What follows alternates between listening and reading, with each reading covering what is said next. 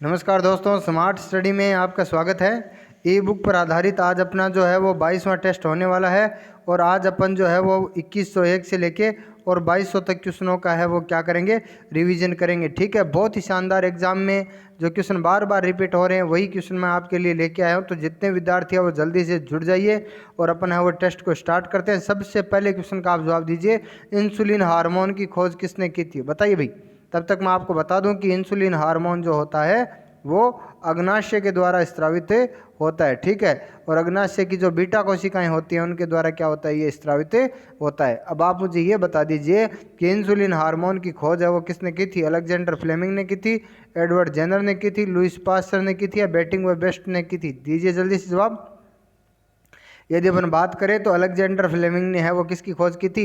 Alexander Fleming ने है वो पेनिसिलिन की खोज की थी। और पेनिसिलिन जो होती है वो क्या होती है, एक एंटीबायोटिक होती है। एडवर्ड जेनर ने है वो चेचक के टीके की खोज की थी। और एडवर्ड जेनर को ही अपने को पता है क्या कहा जाता है, एडवर्ड जेनर को ही है वो प्रतिरक्ष विज्ञान का जनक कहा जाता है। लुईस पास्चर की यदि अपन बात करें तो इन्होंने है वो किण्वन की खोज की थी। ठीक है, तो अपन कह सकते हैं बेटिक और बेस्ट ने क्या की थी, इंसुलिन की खोज की थी।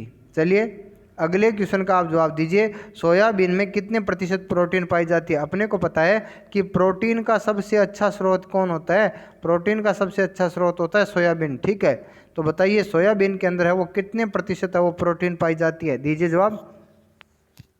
सोयाबीन में कितने प्रतिशत प्रोटीन पाई जाती है? 100%, 42%, 75% या फिर 50%? दीजिए जवाब। ठीक है, तो अपने को पता है कि सोयाबीन के अंदर है वो 42% क्या पाई जाती है, प्रोटीन पाई जाती है। ठीक है, तो जो विद्यार्थी बी जवाब दे रहे हैं उनका जवाब बिल्कुल ही क्या है, सही है। चलिए अगले क्वेश्चन का आप जवाब दीजिए, निम्नलिखित में से जीव विज्ञान का जनक किसे कहा जाता है? बताइए भाई। अपने को पता है कि जीव विज्ञान शब्द जो है वो किसने दिया था, लेमार्क ने दिया था। और एक इसके इनके साथ एक वैज्ञानिक थे जिनका नाम था ट्रेविरेनस। जीव विज्ञान जो शब्द है वो दिया था किसने, लेमार्क और ट्रेविरेनस ने वो सबसे पहले यूज किया था। लेकिन फादर ऑफ बायोलॉजी, जीव विज्ञान का जनक किसे कहा जाता है? बताइए। लेमार्क को कहा जाता है, डार्विन को कहा जाता है, अरस्तु को कहा जाता है या हेरोडोटस को कहा जाता है? ठीक है, तो यदि अपन बात करें तो ये एक ग्रीक दार्शनिक थे, कौन? अरस्तु। ठीक है, तो अरस्तु को क्या कहा जाता है, जीव विज्ञान का जनक कहा जाता है। तो इसका सही जवाब क्या हो जाएगा, सी हो जाएगा। चलिए अगले क्वेश्चन का आप जवाब दीजिए, लाफिंग गैस की खोज किसने की थी? अपन ने इसको नाम दिया था क्या, नाइट्रस ऑक्साइड। ठीक है, लाफिंग गैस का जो नाम होता है वो क्या होता है, नाइट्रस ऑक्साइड होता है। ठीक है, लाफिंग गैस का नाम क्या होता है, नाइट्रस ऑक्साइड होता है। बताइए आपने कि लाफिंग गैस की है वो खोज किसने की थी? बताइए। यदि अपन यूरिया की बात करें तो यूरिया ने है वो किसकी खोज की थी, भारी जल की खोज की थी। D2O की खोज है वो किसने की थी, यूरिया ने की थी। केवेंडिश की यदि अपन बात करें तो हेनरी केवेंडिश ने जो है वो किसकी, हाइड्रोजन की खोज की थी। ठीक है, तो इसका सही जवाब क्या हो जाएगा, प्रिस्टले। और अपने को पता है कि प्रिस्टले नहीं है वो किसकी खोज की थी, ऑक्सीजन की खोज की थी। तो लाफिंग गैस की खोज किसने की थी, प्रिस्टले ने की थी। और डेनियल रदरफोर्ड ने वो किसकी खोज की थी, नाइट्रोजन की खोज की थी। ठीक है, अर्नेस्ट रदरफोर्ड ने दिया था परमाणु का नाभिकीय सिद्धांत और डेनियल रदरफोर्ड ने वो नाइट्रोजन की खोज की थी। तो लाफिंग गैस की खोज किसने की थी, प्रिस्टले ने की थी। तो इसका सही जवाब क्या हो जाएगा, प्रिस्टले हो जाएगा। चलिए अगले क्वेश्चन का आप जवाब दीजिए, निम्नलिखित में से दूरी मापने की सबसे बड़ी इकाई क्या होती है? बताइए भाई।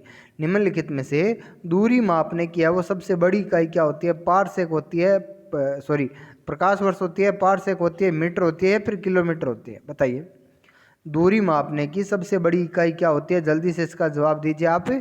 दूरी मापने की सबसे बड़ी इकाई क्या होती है? ठीक है, तो यदि अपन बात करें तो दूरी मापने की सबसे बड़ी इकाई क्या होती है, पारसेक होती है। आपको याद रखना है, प्रकाश वर्ष जो है वो दूरी का मात्रक होता है। कई बार एग्जाम में पूछा गया जा चुका है। अपन पीछे वर्ष देख कर है वो इसको समय का मात्रक मान लेते हैं, लेकिन वास्तव में ये किसका मात्रक होता है, दूरी का मात्रक होता है। ठीक है, चलिए अगले क्वेश्चन का आप जवाब दीजिए, घरेलू गैस जो होती है वो अपने को पता है जिसको अपन क्या बोलते हैं, LPG बोलते हैं, लिक्विफाइड पेट्रोलियम गैस होती है। ठीक है, और उसमें गंध के लिए मिलाया जाता है मिथाइल मरकप्टेन। बताइए किस गैस का यौगिक होता है? बताइए भाई।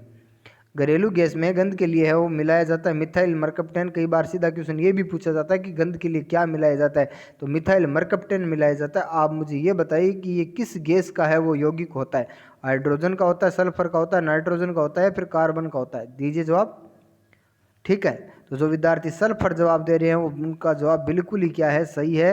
अपन कह सकते हैं कि मिथाइल मरकप्टन जो होता है वो सल्फर का यौगिक होता है। ठीक है, चलिए अगले क्वेश्चन का आप जवाब दीजिए। निम्नलिखित में से किस धातु को है वो क्या रणनीतिक धातु कहते हैं? बताइए भी। बहुत ही शानदार क्वेश्चन है, कई बार एग्जाम के अंदर ये क्वेश्चन है वो रिपीट हो चुका है। तो आप जल्दी से जवाब देके बताइए मुझे कि किस धातु को है वो रणनीतिक धातु भी कहते हैं? बताइए, निम्नलिखित में से किस धातु को है वो रणनीतिक धातु भी कहते हैं? यूरेनियम को, पोलोनियम को, थोरियम को या टाइटेनियम को? दीजिए जवाब। निम्नलिखित में से किस धातु को है वो रणनीतिक धातु भी कहते हैं? ठीक है, तो इसका सही जवाब क्या हो जाएगा? इसका सही जवाब हो जाएगा टाइटेनियम। ठीक है, TI टाइटेनियम जो होता है उसको क्या कहते हैं? रणनीतिक धातु कहते हैं, क्योंकि इसका उपयोग जो है वो अपने को पता है कि टैंक बनाने में किया जाता है टाइटेनियम का उपयोग। ठीक है, चलिए अगले क्वेश्चन का आप जवाब दीजिए। मतदाता स्याही के रूप में किसका उपयोग किया जाता है? बताइए भाई। मतदाता स्याही के रूप में सिल्वर ऑक्साइड का, सिल्वर क्लोराइड का, सिल्वर सल्फेट का या सिल्वर नाइट्रेट का? दीजिए जवाब। बहुत ही शानदार क्वेश्चन है कि मतदाता और स्याही के रूप में किसका उपयोग किया जाता है। ठीक है, तो अपन कह सकते हैं कि इसका सही जवाब हो जाएगा सिल्वर नाइट्रेट। और अपने को पता है इसका फॉर्मूला होता है HgNO3। सिल्वर नाइट्रेट का फॉर्मूला क्या होता है? HgNO3 होता है। ठीक है, चलिए अगले क्वेश्चन का आप जवाब दीजिए। निम्नलिखित में से किस ग्रह के सर्वाधिक उपग्रह हैं? बताइए भाई। बहुत ही शानदार क्वेश्चन है, कई बार एग्जाम में ये भी क्वेश्चन है वो कई बार एग्जाम में पूछा गया है कि निम्नलिखित में से किस ग्रह के सर्वाधिक उपग्रह है? तो इसका सही जवाब क्या हो जाएगा? दीजिए आप जवाब। ठीक है, बहुत शानदार। जो विद्यार्थी ए जवाब दे रहे हैं उनका जवाब बिल्कुल सही है। ठीक है, तो शनि है वो इसका सही जवाब हो जाएगा। ठीक है, चलिए अगले क्वेश्चन का आप जवाब दीजिए। डाइन निम्नलिखित में से किसका मात्रक होता है? बताइए भाई। डाइन जो होता है वो निम्नलिखित में से किसका मात्रक होता है? कार्य का होता है, ऊर्जा का होता है, बल का होता है या फिर शक्ति का होता है? डाइन निम्नलिखित में से किसका मात्रक होता है? ठीक है, तो अपने को पता है डाइन है वो किसका मात्रक होता है? वो ये होता है किसका? बल का मात्रक होता है। ठीक है, चलिए अगले क्वेश्चन का आप जवाब दीजिए। निम्नलिखित में से किस ग्रंथि को जैविक घड़ी भी कहते हैं या इसको अपन है वो तीसरी आंख भी कहते हैं? बताइए, निम्नलिखित में से किस ग्रंथि को है वो जैविक घड़ी भी कहते हैं या फिर तीसरी आंख भी कहते हैं? दीजिए जवाब। पीयूष ग्रंथि, हाइपोथैलेमस, थायराइड ग्रंथि या फिर पीनियल ग्रंथि? तो अपन जानते हैं इसका सही जवाब क्या हो जाएगा? पीनियल ग्रंथि हो जाएगा। ठीक है, चलिए अगले क्वेश्चन का आप जवाब दीजिए। निम्नलिखित में से किस हार्मोन को जीवन रक्षक हार्मोन भी कहते हैं? बताइए भी। निम्नलिखित में से किस हार्मोन को जीवन रक्षक हार्मोन कहते हैं? एड्रेनलिन वर्धी हार्मोन, एल्डोस्टेरोन या फिर थाइमोसिन? बताइए, निम्नलिखित में से किस हार्मोन को जीवन रक्षक हार्मोन भी कहते हैं? तो इसका बिल्कुल जो सही जवाब होगा वो क्या हो जाएगा? एल्डोस्टेरोन हो जाएगा। ठीक है, चलिए अगले क्वेश्चन का आप जवाब दीजिए। निम्नलिखित में से रासायनिक अभिक्रिया के दौरान परिवर्तित होता है? बताइए। जब एक रासायनिक अभिक्रिया होती है तो क्या क्या परिवर्तित होता है? तापमान, रंग, अवस्था या सभी? दीजिए जवाब। रासायनिक अभिक्रिया होती है तो इनमें से क्या क्या है वो परिवर्तित होता है? ठीक है, तो इसका बिल्कुल सही जवाब क्या हो जाएगा? उपयुक्त सभी। ठीक है, ये सभी जो है वो रासायनिक अभिक्रिया के दौरान परिवर्तित होते हैं। चलिए अगले क्वेश्चन का आप जवाब दीजिए। चूना पत्थर किसके साथ अभिक्रिया करके संगमरमर का निर्माण करता है? बताइए भी। चूना पत्थर किसके साथ अभिक्रिया करके संगमरमर का निर्माण करता है? ठीक है, आपसे एग्जाम में बहुत बार क्वेश्चन पूछा गया है कि जब चूने के पानी में कौन सी गैस प्रवाहित की जाती है तो इसका रंग है वो दूधिया हो जाता है। ये क्वेश्चन भी कई बार एग्जाम के अंदर आया है, तो आप दीजिए जवाब। तो जो विद्यार्थी डी कार्बन डाइऑक्साइड जवाब दे रहे हैं उनका जवाब बिल्कुल ही क्या है? सही है। ठीक है, चलिए अगले क्वेश्चन का आप जवाब दीजिए। बहुत शानदार क्वेश्चन है। सबसे बड़ा हृदय किस जंतु में पाया जाता है? बताइए भी। अपने को पता है कि सबसे बड़ा जीव होता है कौन सा, ब्लू व्हेल, और स्थल पर पाए जाने वाला सबसे बड़ा जीव होता है अफ्रीकी हाथी। अब आप मुझे ये बताइए कि सबसे बड़ा हृदय है वो किस जंतु में पाया जाता है? सबसे बड़ा हृदय किस जंतु में पाया जाता है? तो इसका बिल्कुल जो सही जवाब है वो हो जाएगा सी, जिराफ। जो विद्यार्थी जवाब दे रहे हैं उनका जवाब है वो बिल्कुल ही क्या है, सही है। ठीक है, चलिए अगले क्वेश्चन का आप जवाब दीजिए। मूंगफली का टिक्का रोग किसके कारण होता है? बताइए भाई, मूंगफली का जो टिक्का रोग होता है वो किसके कारण होता है? प्रोटोजोआ के कारण होता है, कवक के कारण होता है, जीवाणु के कारण होता है, या फिर वायरस के कारण होता है? कई बार एग्जाम के अंदर एसएससी ने ये क्वेश्चन है वो पूछा है। तो आप बताइए मुझे कि मूंगफली का जो टिक्का रोग होता है वो किसके कारण होता है? ठीक है, तो इसका सही जवाब क्या हो जाएगा? इसका सही जवाब हो जाएगा कवक। जो विद्यार्थी बी जवाब दे रहे हैं उनका जवाब बिल्कुल सही है। ठीक है, चलिए नेक्स्ट क्वेश्चन बताइए। निम्नलिखित में से कौन सा पादप हार्मोन अपरिपक्व फूलों को टूटने से रोकता है? बताइए भाई, निम्नलिखित में से कौन सा पादप हार्मोन है वो अपरिपक्व फूलों को टूटने से रोकता है? साइटोकाइनिन, ऑक्सिन, जिबरेलिन या इथाइलिन? बताइए। ठीक है, दीजिए जवाब। तो इसका सही जवाब हो जाएगा ऑक्सिन। और अपने को पता है कि ऑक्सिन ही क्या करता है, तने को प्रकाश की ओर, तने को प्रकाश की ओर मोड़ने का कार्य भी कौन करता है? ऑक्सिन ही करता है। ठीक है, चलिए अगले क्वेश्चन का आप जवाब दीजिए। किस पादप हार्मोन को कवक से प्राप्त किया गया था? बताइए भी, किस पादप हार्मोन को है वो कवक से प्राप्त किया गया था? ये क्वेश्चन भी कई बार एग्जाम के अंदर पूछा जा चुका है। तो आप बताइए किस पादप हार्मोन को है वो कवक से प्राप्त किया गया था? ऑक्सिन को, साइटोकाइनिन को, जिबरेलिन को, या फिर इथाइलिन को? दीजिए जवाब। किस पादप हार्मोन को कवक से प्राप्त किया गया था? तो इसका सही जवाब हो जाएगा क्या? ऑक्सिन। इसका सही जवाब क्या हो जाएगा? इसका सही जवाब हो जाएगा जिबरेलिन। और इसकी खोज की थी किसने? कुरासावा ने। ठीक है, इसकी खोज किसने की थी? कुरासावा ने की थी। ठीक है, चलिए अगले क्वेश्चन का आप जवाब दीजिए। निम्नलिखित में से कौन सा पादप हार्मोन और घाव भरने में सहायक होता है? बताइए भी, निम्नलिखित में से कौन सा पादप हार्मोन होता है जो पादपों के अंदर कटे हुए भागों में घाव भरने में क्या होता है? सहायक होता है। ऑक्सिन होता है, साइटोसिन होता है, टेलमेरिन होता है, या फिर जिब्रेलिन होता है? दीजिए जवाब जल्दी से। ठीक है, दीजिए जवाब। तो जो विद्यार्थी सी जवाब दे रहे हैं ट्रेलमेरिन, उनका जवाब बिल्कुल ही सही है। ट्रेलमेरिन पादप हार्मोन जो होता है वो क्या करता है? ये है वो क्या करता है? पादप के घावों को भरने में सहायक होता है। ठीक है, चलिए अगले क्वेश्चन का आप जवाब दीजिए। धान का खेरा रोग किसके कारण होता है? बताइए भाई,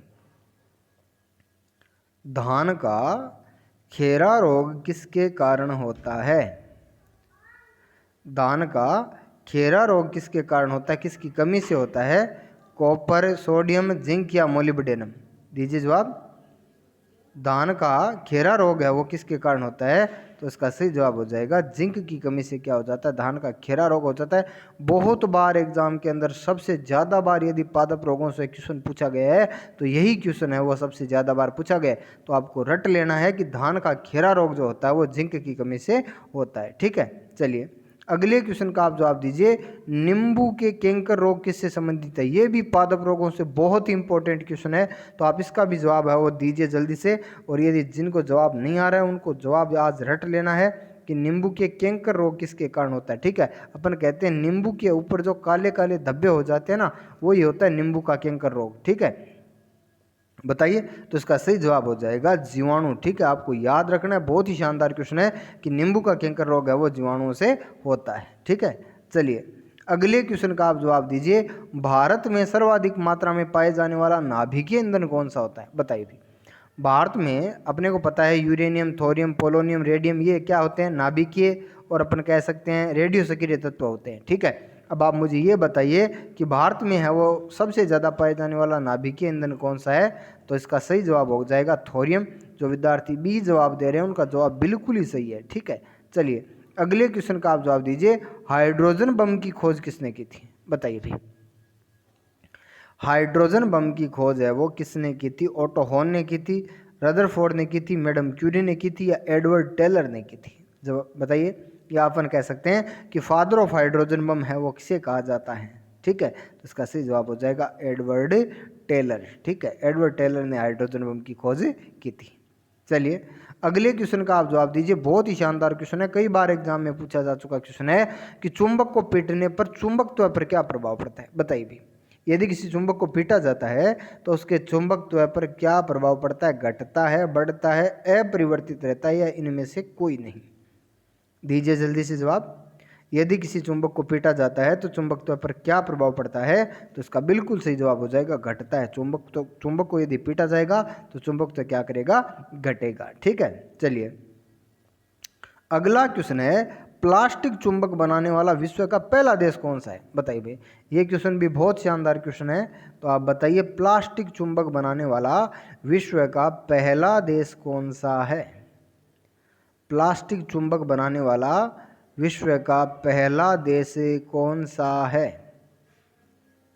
ठीक है, तो जो विद्यार्थी डी जवाब दे रहे हैं, ब्रिटेन जवाब दे रहे हैं, उनका क्या बिल्कुल ही आंसर क्या है, सही है। ठीक है, तो दोस्तों ई बुक के अपने 2200 क्वेश्चनों का है वो रिवीजन हो चुका है। जो विद्यार्थी लगातार पिछले 22 दिन से मेहनत कर रहे हैं उनका मैं कह सकता हूं कि बहुत ही शानदार है, वो अपन कह सकते हैं कि तैयारी उनकी हो रही है। ठीक है, तो चलिए मिलते हैं अगले टेस्ट के अंदर। कमेंट बॉक्स में ज़रूर बताना कि आपके कितने क्वेश्चन है वो सही हो रहे हैं। ठीक है, चलिए धन्यवाद।